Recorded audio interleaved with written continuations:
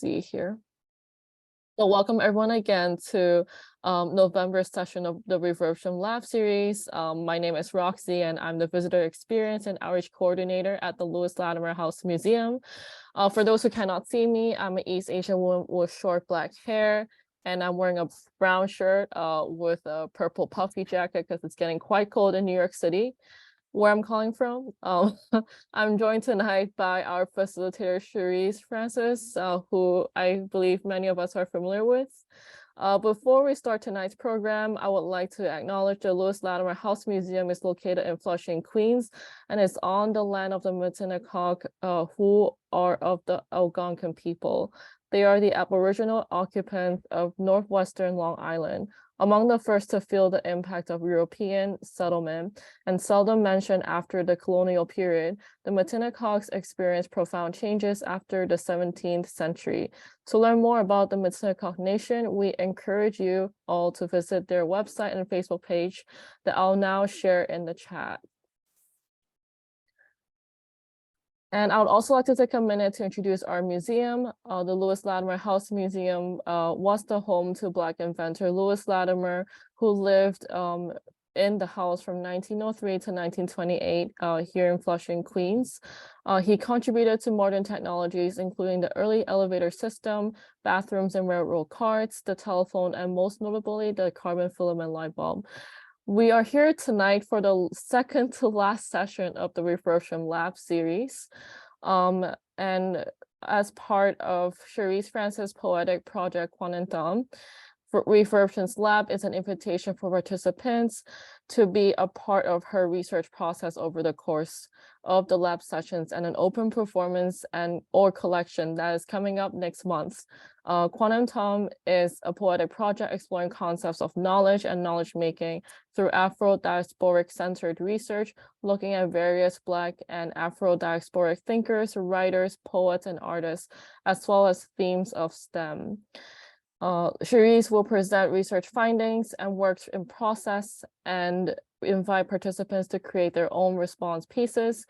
Our program tonight is made possible by the literary grant with the New York State Council on the Arts and Queens Council on the Arts. So for our performance gathering next month, it will be happening in person at the museum, as you can see behind me. You're welcome to join in person, but also virtually through this link that you're using tonight. So, if you can't make it out to Flushing, you can still perform next month. Just wanted to let you all know that.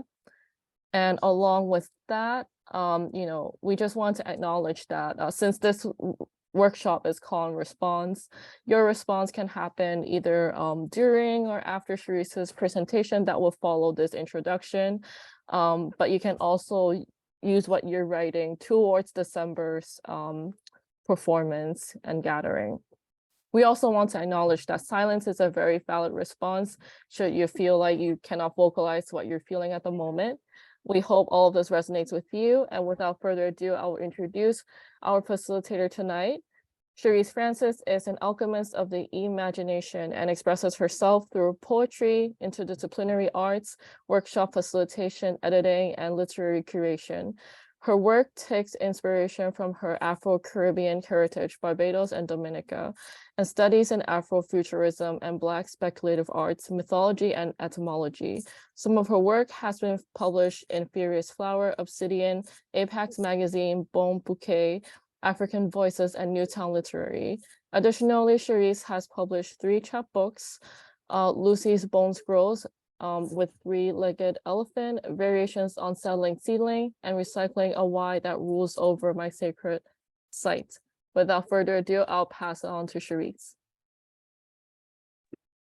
Thank you, Roxy, and thank you everyone for joining tonight.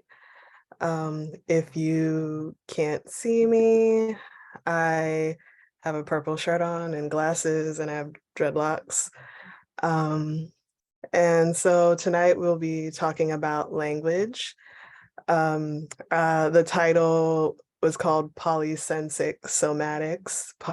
Polysensic, of course, referring to a multiplicity of senses, and somatics referring to how we perceive and engage with our bodies. And so I will now share my screen with the presentation.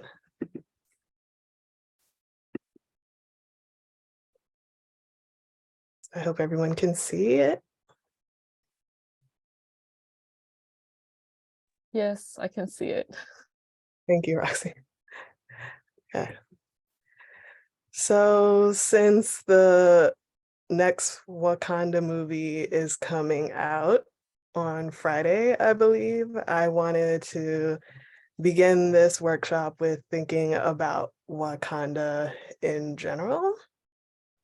And of course, this is Chadwick Boseman, who passed away sadly and couldn't be in this film. But I also wanted to point out the writing system that surrounds him on this mural here, and to open it up to how we can think of language in a different way. And so in thinking about Wakanda, I wanted us to think about the polyrhythms of language. Now, what's interesting about Wakanda is if you look up the name Wakanda, there is not a definitive source of what the name actually means. Some people have said that it actually might be a Native American word. I forgot which group, but it could be a Native American word for great spirit. Some people say it's an African word. It looks similar to the word Ukanda, which means to increase in Bantu language. And there have been other sources for other possible meanings as well. But I think it's interesting that Wakanda itself doesn't have a definitive meaning, and that meaning can trace to multiple origins, and how that can be an interesting way to think about language in of itself. And I also wanted to share the Wakanda alphabet that you saw in the mural, where it's a mixture of Western alphabet with NCBD symbols that are from West Africa. And this alphabet was designed by Hannah Beechler and Oluwaseun Osewa as well. So I'll share that in the chat so you can take a look at it for yourself.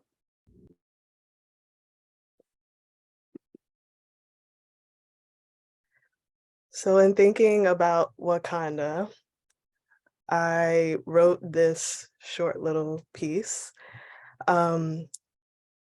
Recently, I found out that the vibranium that's part of the Wakanda lore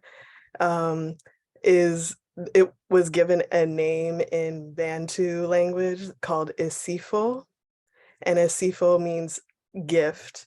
And if you break the word down, it's Isifo. And basically it's the noun version of to give in Bantu. And so in thinking about the name in Bantu and vibranium, I created this little short piece called Isifo, Isifuho, vibranium, verbal noun, forward as living flesh, pre-sense is a gift, a rearranged sense of all senses that came before, a knowing, a calling, a being. So those who have either attended the previous sessions or have watched it on YouTube know that I've mentioned the importance of the verb when it comes to Blackness, Black feminism, and how vibranium, the word itself, sounds very similar to the idea of a verbal noun, and the verb being the most significant aspect of speech because it stirs things into action and describes action. So in thinking about that, I wanted to bring up Tony Cade Bambara's quote here: "Words are to be taken seriously. I try to take seriously acts of language. Words set things in motion. I've seen them doing it. Words set up atmospheres, electrical fields, charges. I felt them doing it. Words conjure. I try not to be careless about what I utter, write, sing. I'm careful about what I give voice to." So in thinking about what Bambara has said about words creating this space for action to take place, I wanted to bring up last session, I believe Terrence was the one who mentioned about Fela Kuti. So I wanted to bring up Fela Kuti's magical dictionary and his conversation with another musician, Keziah Jones, in 1996. And Keziah Jones' word of the undermentals, and how we can think of language as code or composition or computer or compositions or the living body in general. And so throughout history, language was a way to account or record information, and it also was considered a form of calculations, equations, but also recording our sensibilities. And so in this 1996 interview with Fela from Chimurenga, which is an African journal, Fela talks about how language means different things, specifically English language, English words means different things in Yoruba. And what he did was he would take a word in English and break it down into elements and say that those elements can be found in Yoruba language, and these elements mean this in Yoruba language. Now, how true that is, I don't know, but I don't think that there's always a clear line between fact and fiction. And what I'm interested in is the kind of philosophy that undergirds that kind of thinking, that elements of various sounds and words can be found throughout many languages and can be interpreted differently and mean different things depending on the culture or the body that the language is inhabiting. So he gave one example of technology, and he said, exposed, it reveals itself as teki ina loji, which means press it so that the fire can go to wake it up. And he says, if you want to start a plane, you must press for the engine, for fire to, etc. That is Yoruba. Science evolved from the pot they took from Ife.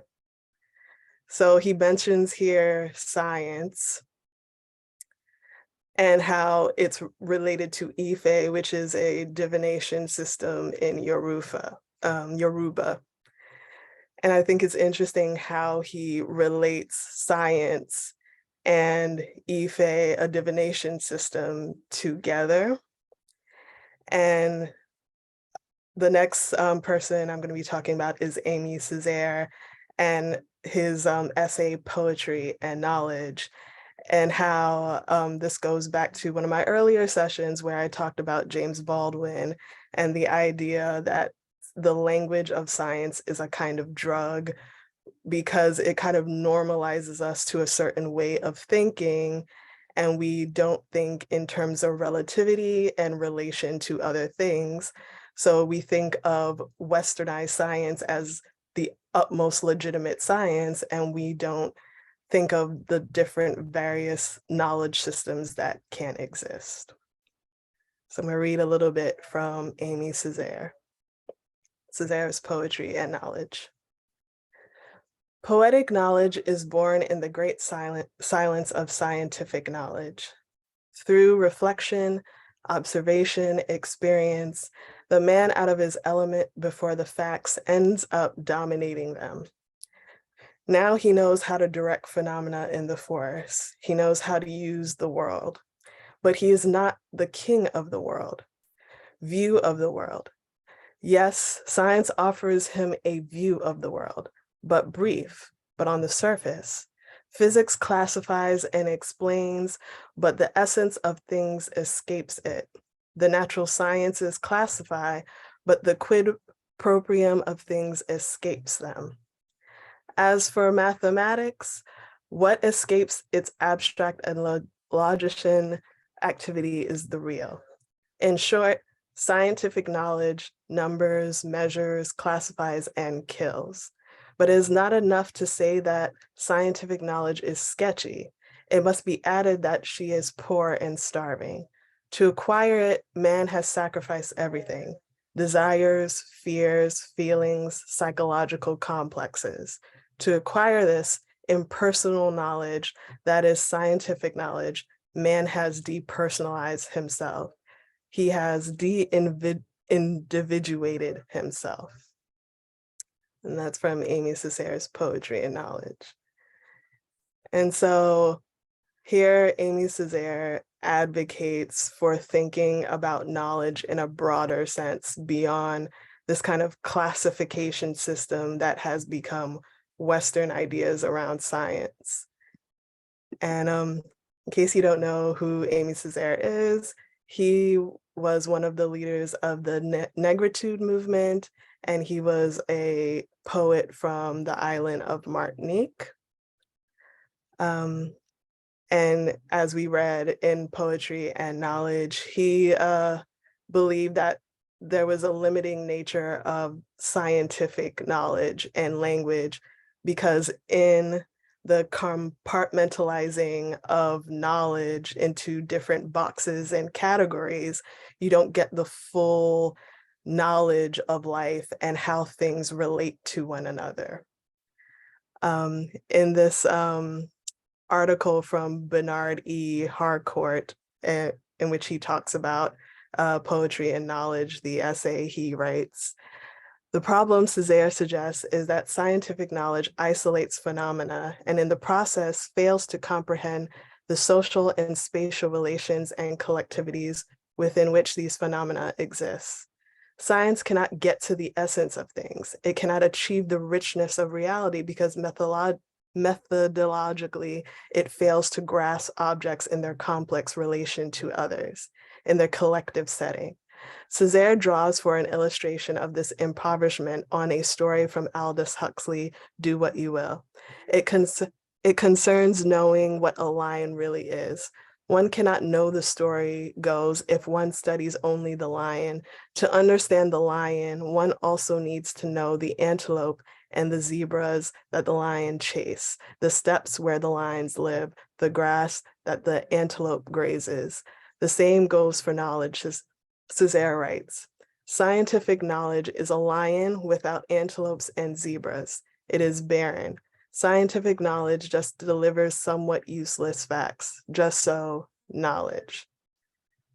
And so Amy Cesaire believes poetry can give us a much more expansive way of thinking about knowledge.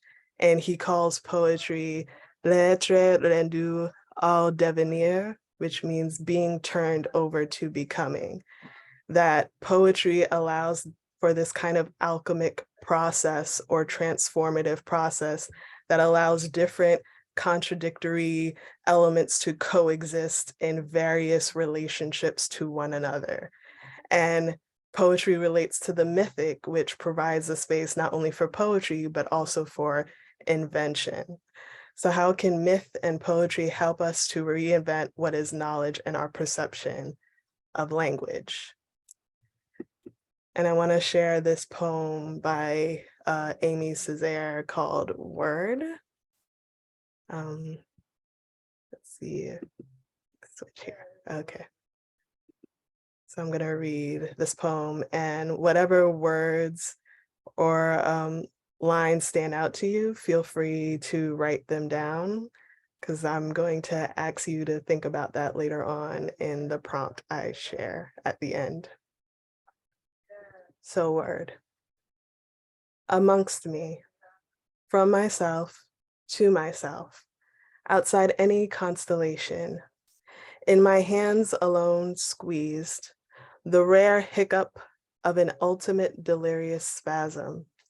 Vibrate, word. I'll have a chance outside the labyrinth.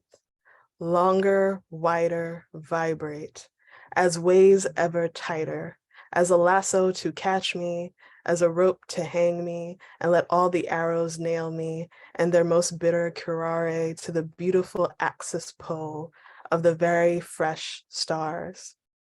Vibrate, vibrate, very essence of shadow, as wing, as throat, it's by dint of dying. The word negre comes out fully armed from the scream of a poisonous flower.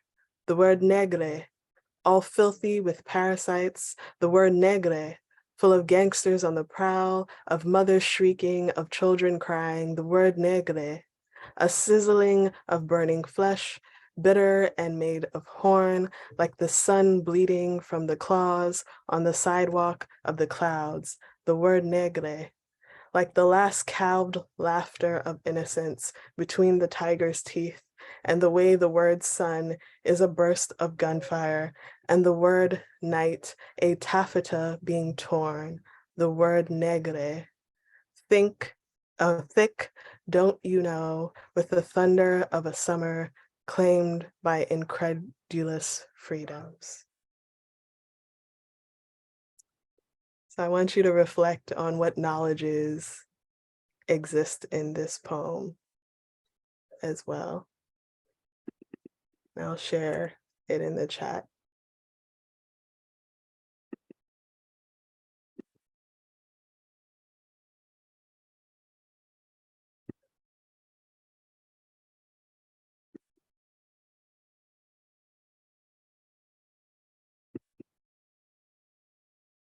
So in thinking about vibranium and vibration and words and the action and movement of language, I wanted us to think about more deeply language as code, especially when we think of genetic and cultural codes, as well as terms like code switching and code mixing. And I reference epigenetics as and in relation to the word happy cat, which is a wise person from West African language, and kind of fusing them together to think of how language forms from these various codes interacting with one another and rewriting our systems constantly.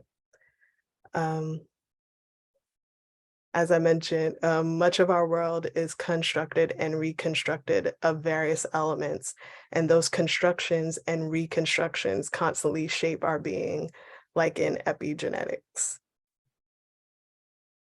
Our actions, our processes, including our ways of speaking, always shape us constantly. And in thinking of how we're constantly constructed, deconstructed, and reconstructed through language, I wanted to bring up Frankenstein AF by Sena Yeboah Sampong, and her reflection on the story of Frankenstein, and how in the book Frankenstein, language is considered a high, powerful technology by the monster itself, but that there's also limitations in language because it cannot go beyond our senses, perceptions, and conceptions of the world around us. And Yeboah Sambong said, as I read, I found ongoing debates on respectability, politics, double consciousness, code switching, and assimilation in my ears. The monster's body functions much like language, carrying oft incomplete, culturally specific meanings we may take for granted as universal or objective. So here, Yeboah Sambong talks about how language itself has limitations because it shapeshifts and changes depending on the culture and the body in which it inhabits. And that kind of code switching and meaning of language that happens constantly.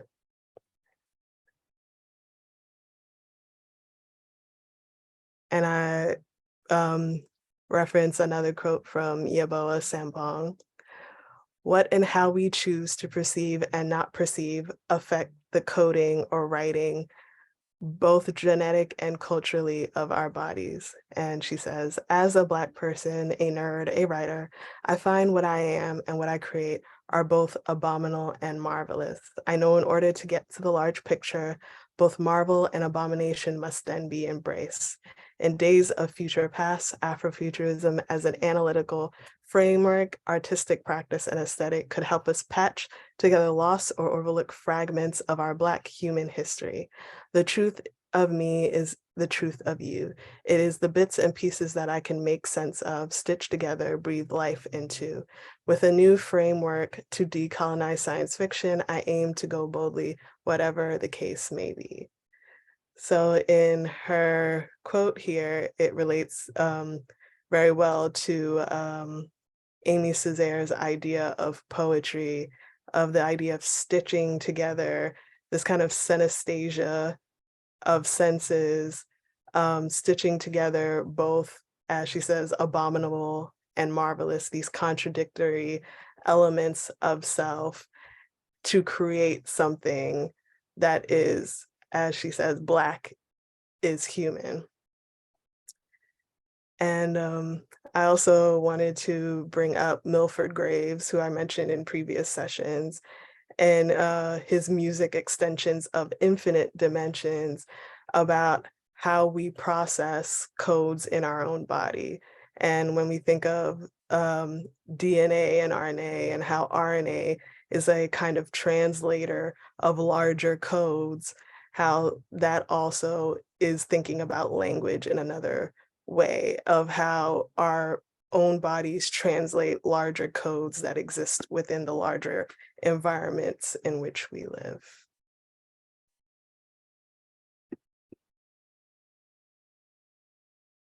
And I wanted to bring up another artist, Sanford Biggers, and his work that he's done with quilts as kinds of codexes and code switching, which is shifting from one linguistic code to another, depending on the social context. And Bigger said, after reading additional Underground Railroad lore that posited quilts may have been embedded with code and used as maps, I began to search out quilts from the 1800s and add new layers of code through mark making, painting, cutting, collaging, and reconstruction. These quilts are an archive of an ongoing material conversation that acquires new meanings over time and transgenerational palimpsest for a future ethnography.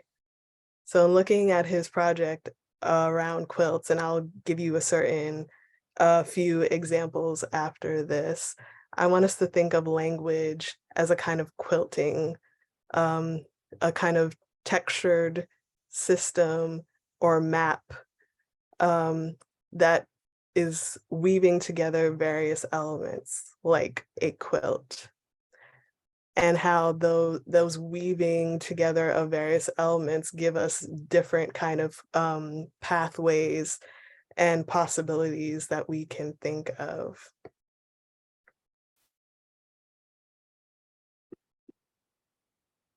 So here are some pieces from Sanford Biggers' work, Code Switch. This is Shifter. So I'll give you a moment to look at the piece, and whatever comes to mind, feel free to write. And we can discuss that later as well.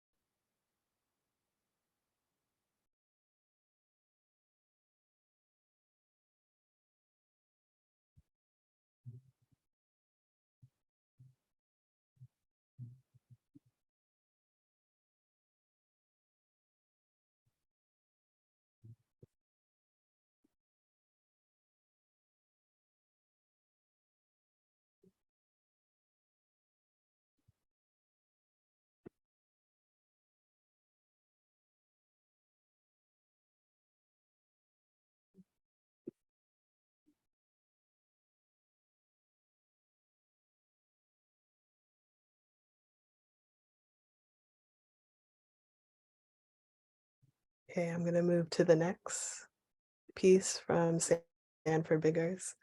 I mentioned in a previous session about Benjamin Banneker and talked a little bit about him. So this is a piece that Sanford Biggers made about Banneker. And if you look at the design of the piece, it also uses a symbol that I mentioned in a previous session that maybe you'll remember.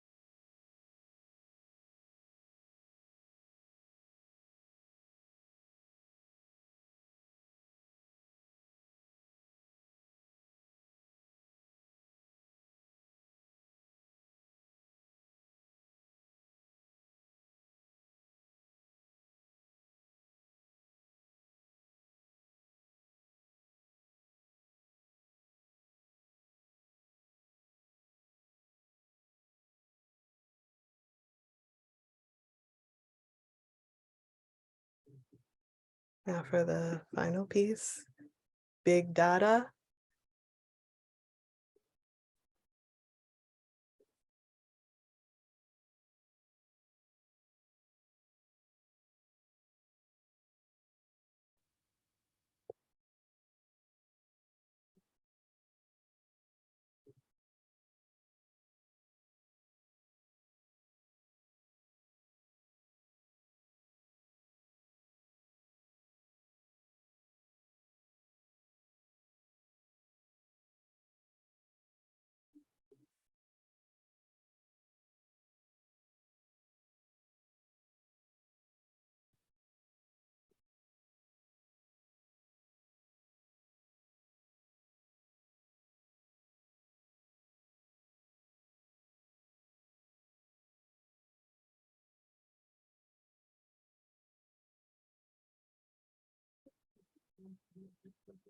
So as we look at these pieces, these quilted forms that Biggers has created, there's a kind of rhythm and vibrancy to them that to me reflects on the concept of vibranium that's from Wakanda.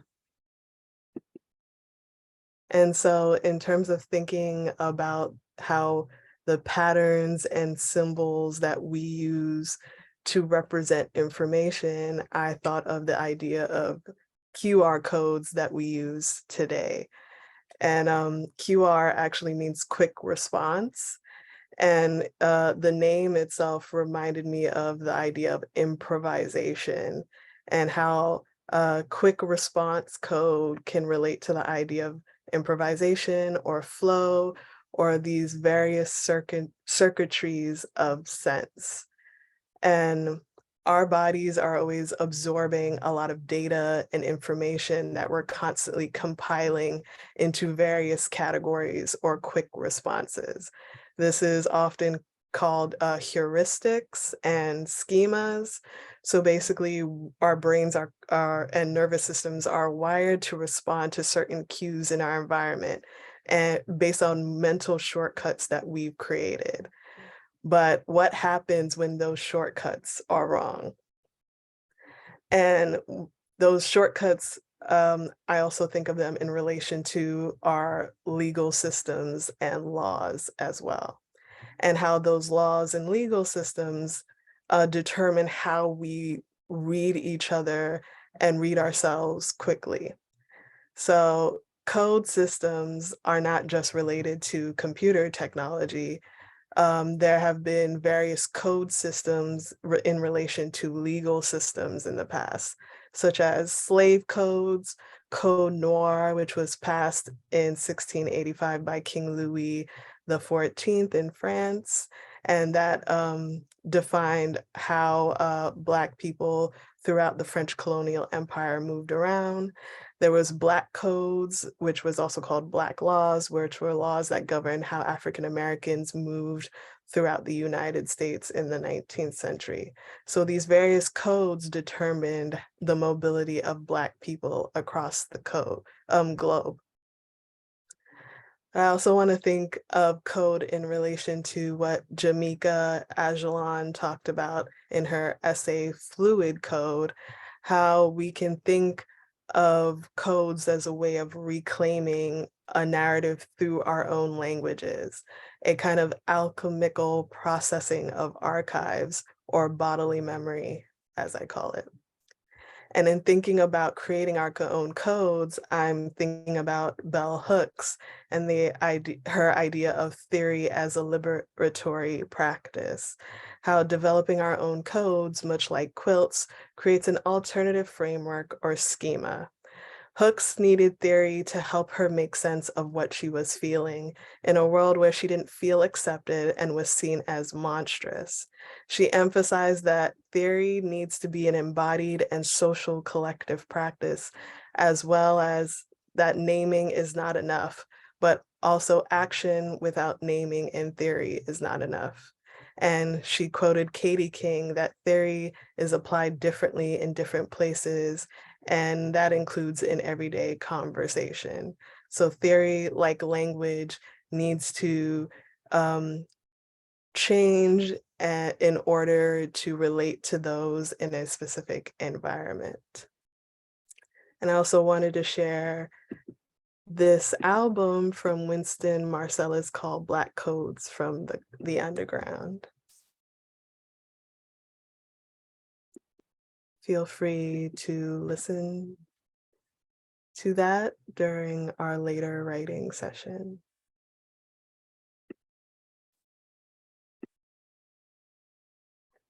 So in thinking of Bell Hooks' theory as liberatory practice, I kind of want to create my own theory as well. And I call it theory of resonance, the many possible meanings of a word. As you all may know, etymology is an important part of my poetic practice, but also music and sound and how that relates to words and meanings. So I want to share some of the different influences that are forming my theory of resonance.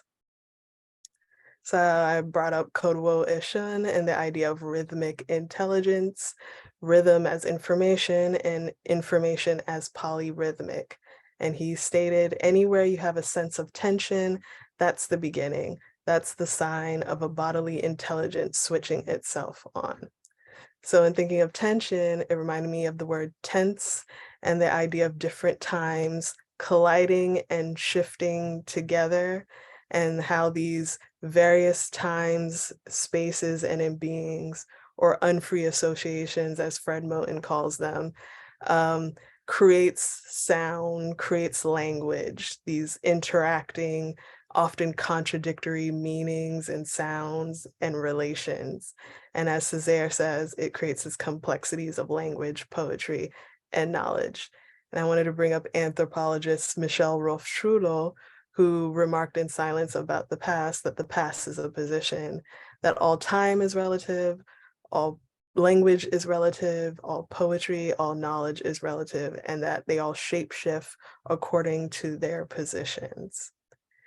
And in thinking about time, I bring up Saidiya Hartman's idea of temporal entanglement.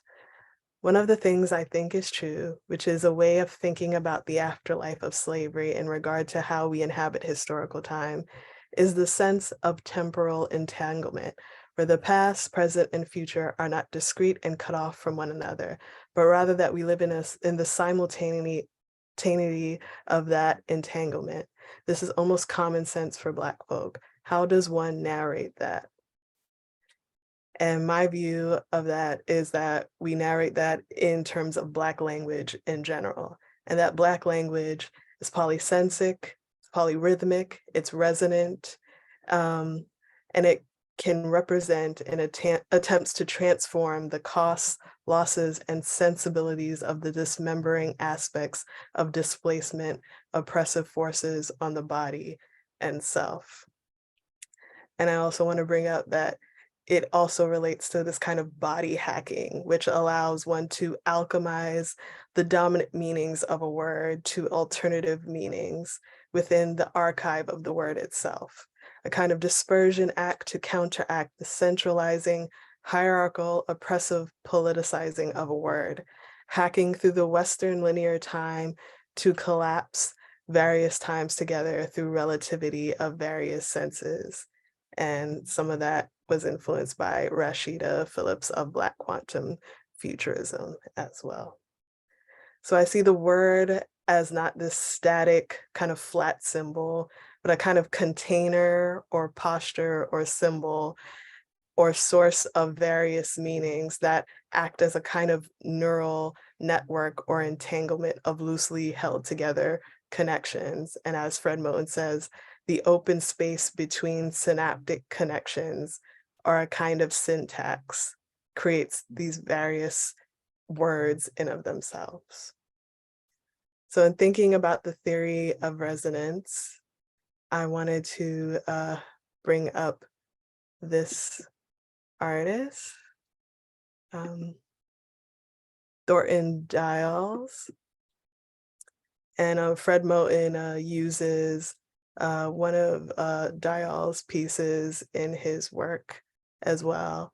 But I want us to look at how his assemblage pieces can relate to language in of itself and our our bodies as well as a kind of entangled vessel. So I'm going to give you a moment to reflect on these pieces and to write what comes up as well.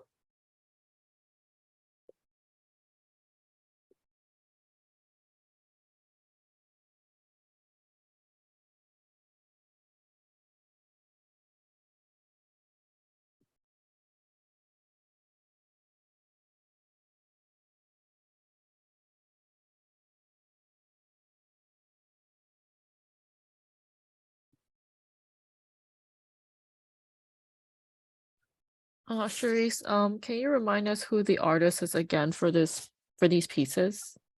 This is Thornton Dial. Got it. Thank you. Here's some information about the pieces as well.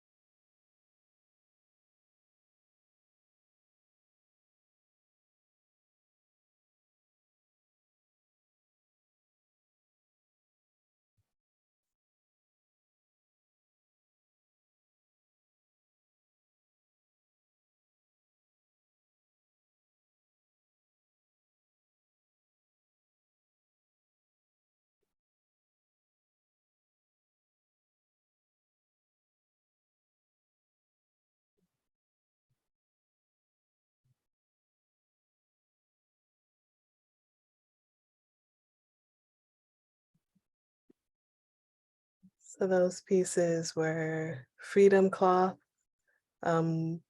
which was on the left of the screen, the larger picture.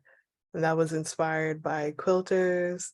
The one on the top right was Monument to the Minds of the Little Negro Steelworkers, inspired by industrial workers. And then the bottom right was New Light, which was inspired by when a Black town in Alabama finally received electrical power.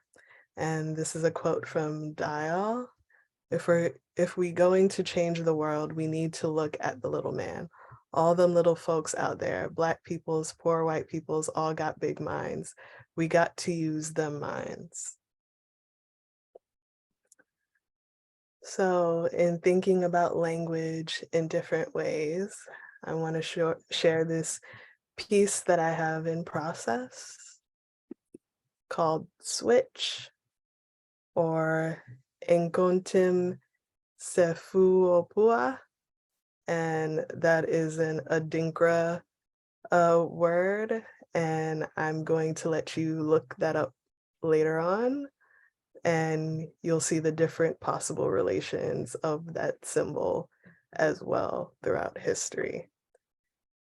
The title underneath is Piero Grenades theorizes the whip as eagle talons refusing Samuel Cartwright's diagnoses of Aethiopica dystostasia. So Piero Grenade is a character from Caribbean Carnival who's known as a kind of clown and scholar character, and they usually wear this kind of quilted fabric that looks similar to Harlequin clowns from Europe. And Samuel Cartwright was the so-called doctor, but that's debated, who was known for coming up with the term drapetomaniac, which was someone who was afflicted with, someone who's an enslaved Black person who's afflicted with running away. But he also came up with this idea of Aethiopica dystostasia, which was an explanation for why Black people who were enslaved were acting either sluggish or they were acting erratically, basically. And his treatment for that diagnosis was not that Black people were being overworked, it was, and that they needed rest, it was that the treatment should be that they should be whipped and worked more. So I wanted to write a poem in response to that idea. So, whipping machine dismembers. I take to accounting of another kind, like Thomas Fuller, like Muhammad ibn Muhammad. I have a hunch, a flexible ruler, a wild fugitivity in me. I name with my snappy and bold tongue. Click, click, shick, shick, shick, shick, chigga, chigga, chigga, chigga, change. Calculating the incalculable, measuring the immeasurable. I have a hunch that time travels back to Timbuktu, to Sogolon, to Sethi, to every book lady who carries the word on her back. I can calculate every curve because my body became a curve from the gravity of the sound of the whip, the heavy baggage of cotton, sugar, indigo, rice, crick crack, crick crack, click clack. This machine keeps trying to correct me, not understand me. Crick crack, click clack, click clack. Come, compute, pute, pute, pute, pute, strip, strip, strip, strip, strip, beaming and strewn across the world, carrying seeds in my hair that I whip and pitch patched back up in stereo sound of delays, echoing around, inhabiting each fragment's own mirrored devices, like KwaNTum, like cotton, like coding, like ketepa, like question that allows us to enter, to carry across, to be a portal to something else. So in thinking about the findings that I've presented tonight, I want us to start creating our own, what I call deactionary. So deactionary is a play, my play on the word dictionary, and how we can recreate the dictionary to develop our own new sensory codes.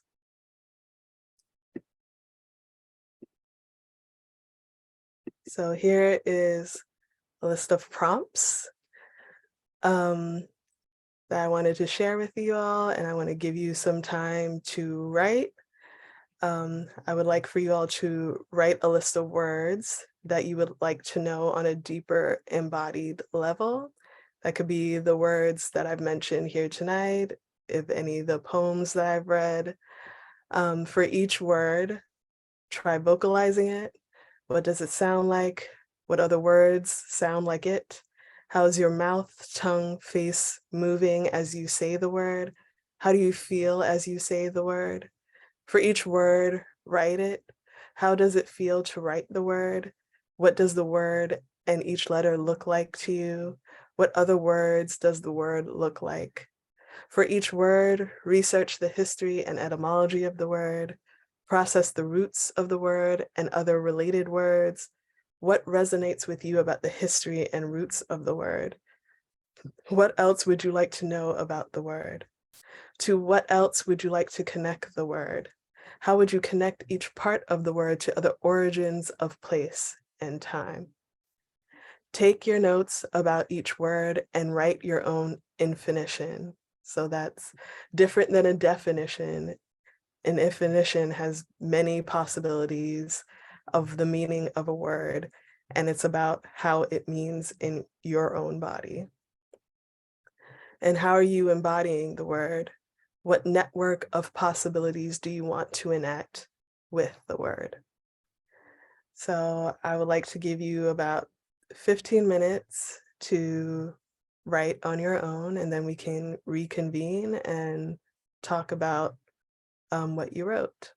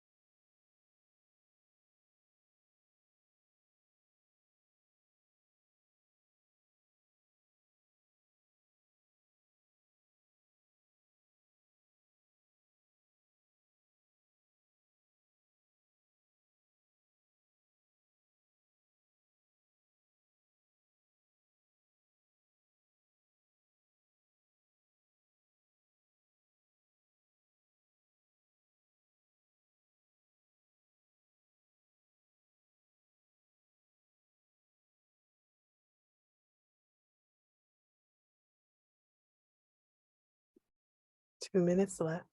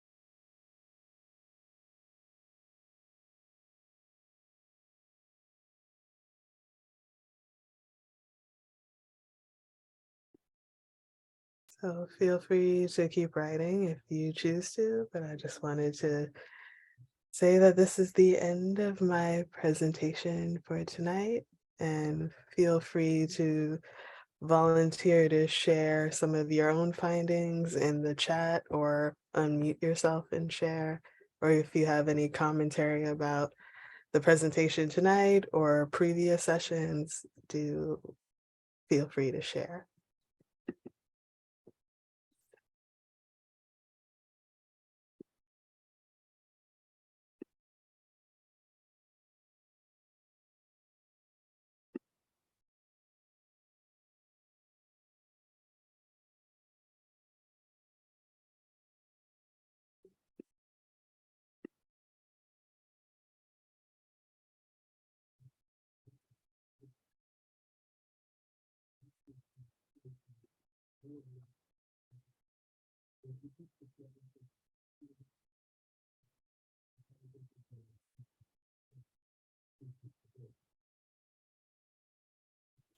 In the meantime, I will share some of the comments in the chat.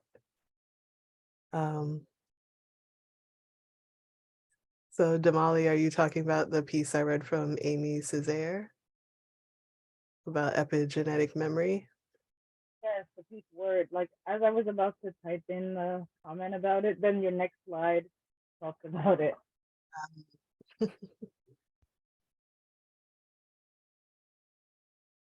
You want to share any more about your thoughts on that?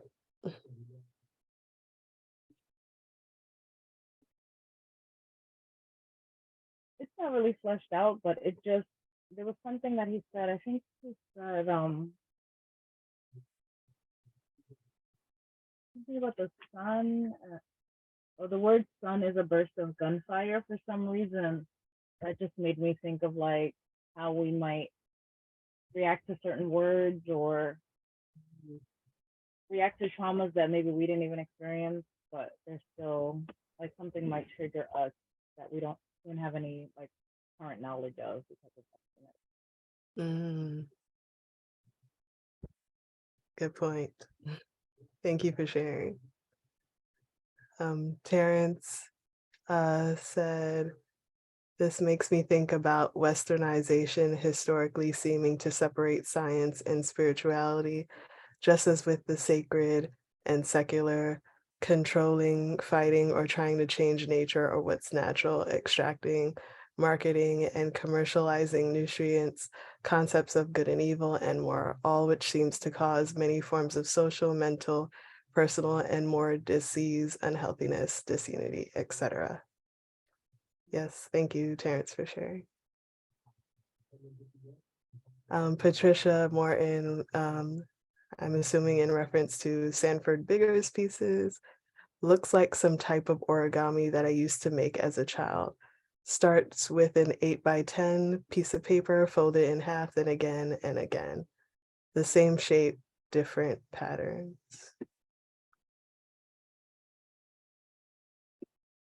Damali mentioned Banneker by Sanford Biggers. Reminds me of those, the origami pieces. I was going to say the same thing. We used to make these origami fortune tellers. And that also relates to divination as well, fortune tellers, yes. Terrence mentioned about how about becoming or living codes.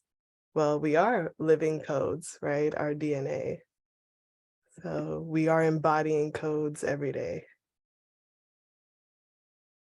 Tasha, I'll be sending the slideshow as a PDF afterwards, so you'll be able to review it on your own later as well.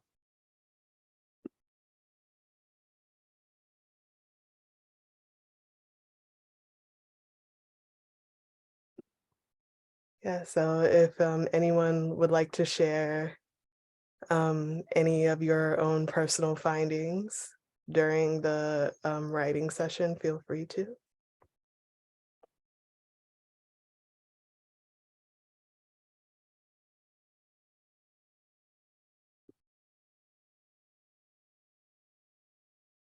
Oh, and thank you, Damali. I'll hopefully do more next year and, you know, with funding.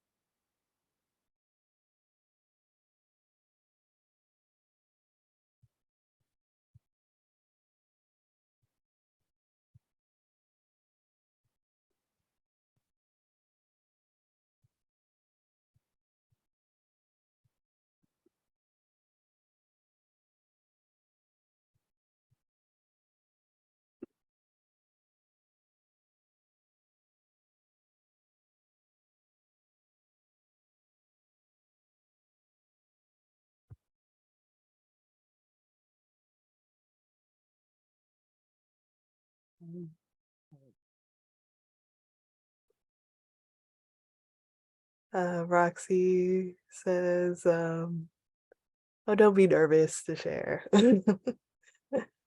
But you chose resonance. So would you like to share about resonance? I don't know Latin, so I feel like I'm gonna butcher it. But resonance came from multiple roots. One of the ones that was cited was let me read off of the dictionary. I feel like I'm not doing it justice here. It says that resonance in acoustics is the prolongation or repetition of sound by reflection, reverberation, and that's from Old French resonance or reson. I don't know how to read French, from the mid 15th C. So I think that I was doing a lot of research on that too, and I think that's between Middle French decade, like yeah, I'm not really sure the eras of where the word came from. But it also it came directly from Latin, and the Latin word is resonance, but it's RESONANTIA, which is an absolutely beautiful word to look at, and that means an echo. And also it's from resonar, which is to sound again and sound back. And it has roots to, and that traces to resound, which is I think an even older word that is to cause kind of echo, sound back, to reverberate with. So it's really interesting because this series name, I think I'm just starting to piece it together of, oh, so that's what we're doing. Like understanding the roots of words and kind of not taking it for granted. So I think that's what I gathered from the exercise, or what I did with my time. Thank you, Roxy. And it makes you think of, because you were talking about not knowing how to pronounce it in each of the languages, how we have a way of pronouncing that word, and what would it sound like in French, and what would it sound like in Latin, and the different parts of that word, and those different parts relating to older languages even before French or Latin. So we could keep going all the way into the past. So yeah. Like an echo and sounding back.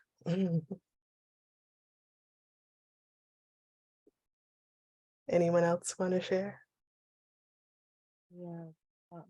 I, I the 3 words I chose 3 words, which were freedom, pleasure, and wealth. But Mhm. one thing that stood out to me was that one of the etymology of freedom in the 1570s, it meant possession of particular privileges, Mhm. which is experience freedom now, even though it's like, oh, freedom and justice for all, but freedom really is a set of particular privileges that some of us get more of, some others get less. And so I thought it was really interesting that that was actually the meaning at Mhm. And that kind of shows how like the meaning of words change over time and according to people's agendas as well. Like freedom could have had a different meaning in another culture, and then it comes over to a certain culture in the West, and now it's you're free if you have certain property rights, basically, right?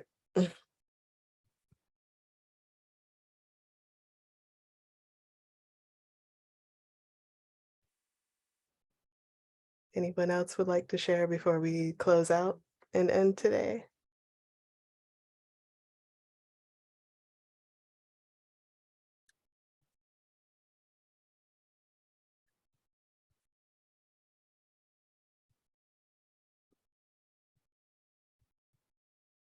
Going once, going twice. Oops. Sorry, home phones. 1 second.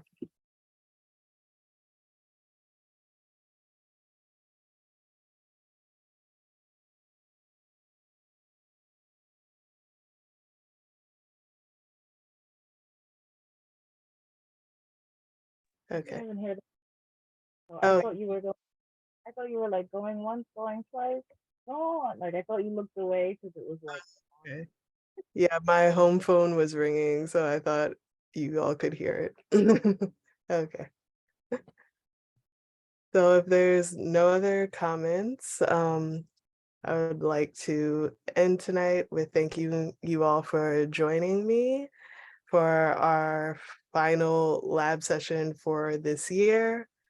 I hope you all can join for the final performance in December, where I will form poems that are basically fleshing out of a lot of the ideas that I shared in these lab sessions over the past few months. And I invite you all that if you've also written responses to what I've shared over the past few sessions, to also share those responses in the reading that I'm doing. It's going to be an interactive kind of reading where I'll be reading poems and then I'll call people in to respond, kind of like a kind of choir. So I hope you all can be a part of it. Thank you, Sherese. And thank you all so much for joining. And we hope to see you in December, virtually or in person. And yeah, I think we can end the call there. Take care.